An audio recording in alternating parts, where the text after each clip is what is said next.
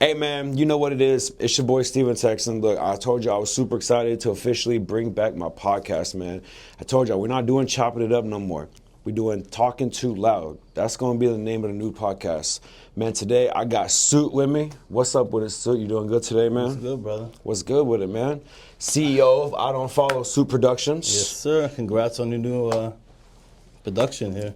Hey, you got a new production going too, though, yeah? I Lawyer do. Unhinged. Absolutely. Very excited. Let's get into it, man. So, like, how did this even come up? Like, what was okay, you know what? I want to make a TV show. I'm going to call it this, and we're going to rock and roll. So I think a lot of it was, I've seen so many different TV shows and movies and everything, and I was always fascinated with lawyers. Had to deal with a couple myself. And then I'm just so tired of the cookie cutter type of shit on TV. I'm not knocking anybody, but I have a vision. And I met Cam through other people. We started talking, and he had a camera, and I said, I got a story to tell. And we've been marketing it, and we're very excited to start filming soon. And you're writing everything. You're writing the characters. You're writing the movie. Mm-hmm. I don't want any help because, and I'm not opposed to having help with the story, but I know what I want done. It had to make sense to me to put it out there. We've been doing this for 2 years now, and we don't want to rush it because we want to do quality. So I wanted to implement everybody how I wanted them to be preceded. And you came up with the storyline as well. Mm-hmm. Okay, walk me through that storyline. Like, are you already mentally, like, everything's already done? Like, you just got to film it now? Or are you up to, like, a certain part, and you're like, okay, once we get done here, we're going to continue the rest? So the script has been changed a couple of times, but now the script is done. Okay. We've had a lot of different casts, say about 7 or 8 different casting calls, even some private casting. We're going to have some Zoom auditions for people who could not come next week, the week after. At this point, we're just ready to start. We're going to have some table reads, people about a month or 2 to study, then we'll be ready to shoot. So we're in production now. Okay, Zoom meetings. How are you going to do that? We're going to have people audition over Zoom. We're going to send them a little treatment. Well, people don't know what that is. It is a piece of the script. Well, the treatment is a script, but we're going to send them sides. Okay. So they can audition since they could not do it in person. We're going to do it on Zoom. We're going to watch them. Interesting. Yeah, I've never seen that before. I've never That's done it before. interesting. Yeah, we call it outside the box away because there's some other actors and actresses who could not make it. Some people have jobs, kids, or just couldn't make it into town. Some guy flew in from Vegas. Shout out to Honor Roll. He flew out to Vegas just to audition and went home the very next morning. The very next morning. That's crazy, man. Yeah, so I was kind of honored with that because he just saw it. He said, why not? Just flew out. He had a couple drinks, a couple beers with us at the bar afterwards and went home. Nice guy. And so is this TV, this is going to be your first solo TV series. Yeah. Like, you're going to be the only director, you're going to be the only song or film writer, director, like all that good stuff. With this, yes. Yeah. And as like I said, I know how I want the story. Me and Cam have been offered generous sums of money just to buy the script, and we said no because they wanted to change the creative direction. We're staying true to this. And what's the creative direction on it? Creative direction on it is not being cookie cutter, and it is showing that there are stories to be told that are not the same and they're different from everything else. Okay, and what is your definition of cookie cutter?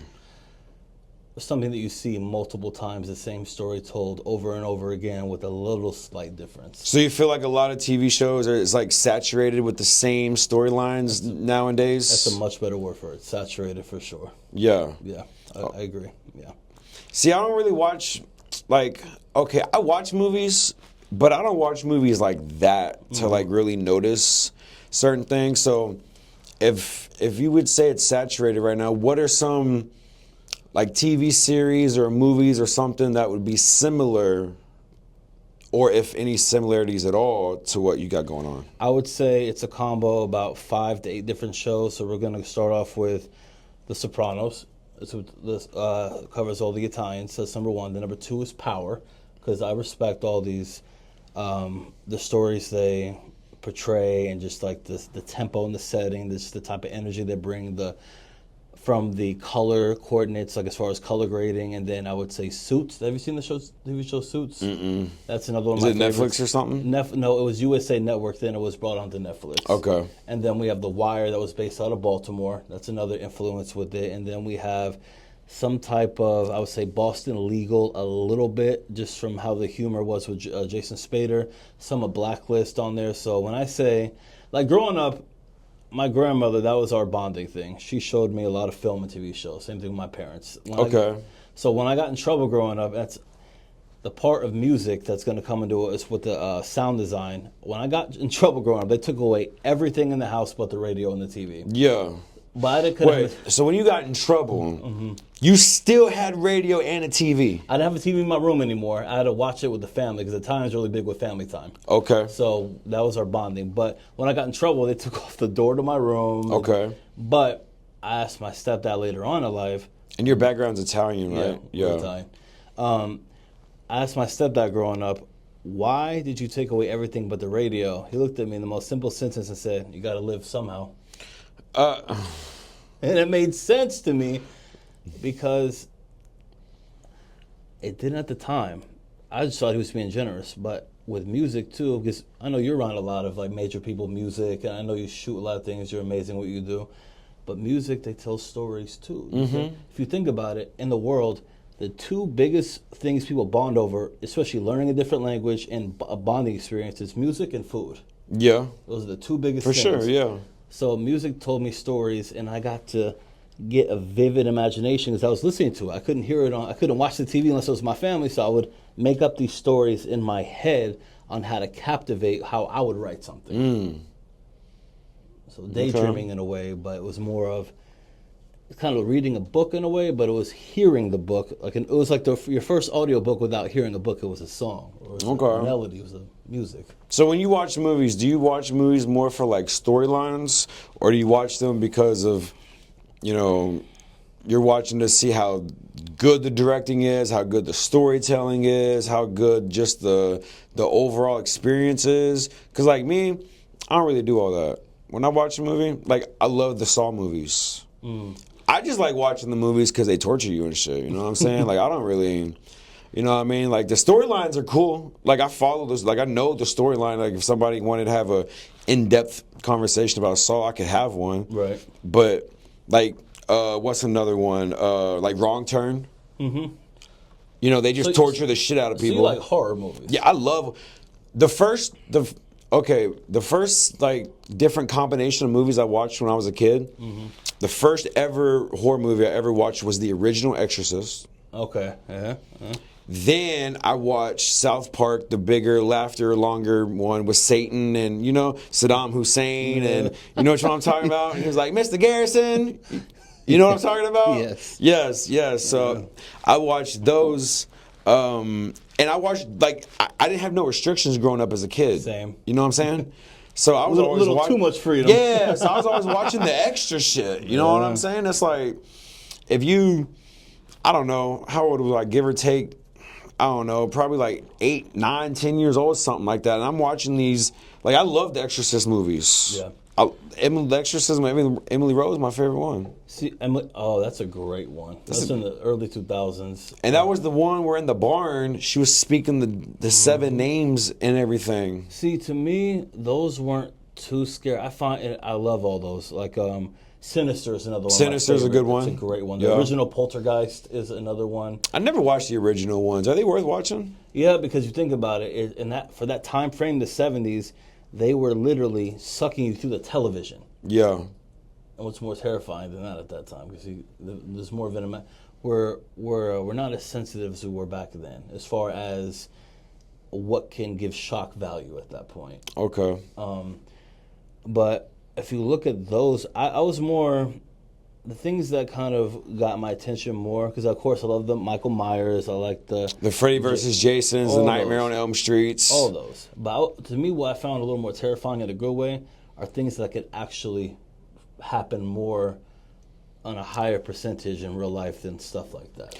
And I think that's why I stopped watching movies, because like as we're like renaming all these movies, like they don't make movies like that no more. That's why we're talking about cookie cutter. See, you know what I'm saying? The whole thing where we just did was a circle, because we go right back to the point. Yeah, like we grew up with, like I don't think a movie like the original Nightmare. I mean, I know they've made like, you know, modern versions and this and that, but they just don't make those type of the Freddy versus Jason. I know they've made a couple modern versions of Freddy versus Jason. You're right, they don't anymore, because even when the Freddy versus Jason, they couldn't have a winner, because even when he was walking out with Freddy, he still winked at the camera like he was still alive. So there was like a injustice to it, because it's a great film, but it's like, who really wins? So how old are you? 36. 36. Just Okay. turned 36. Okay, so I'm 33.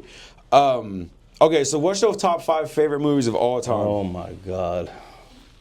Any genre.